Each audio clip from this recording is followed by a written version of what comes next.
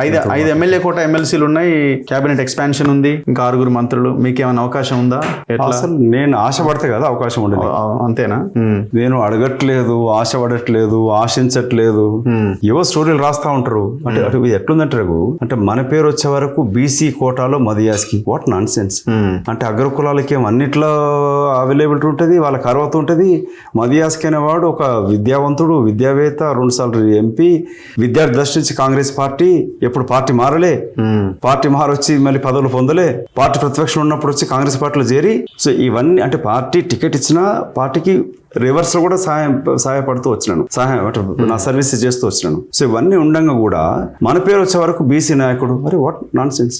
అంటే బీసీ ఎస్టీలు అయితేనేమో ఎంత ఎదుగుదల ఉన్నా కూడా వాళ్ళు బీసీ నాయకులు, ఎస్సీ నాయకులు, ఎస్టీ నాయకులు, మైనార్టీ నాయకులు. అగ్రకులాలు ఏ అర్హత లేకపోయినా వాటికి అన్నింటిలో అర్హతలు కనపడతా ఉంటాయి. సో ఎనీవే, నేను ఎమ్మెల్సీ ఆశించట్లే, ఆశపడట్లే, కోరుకో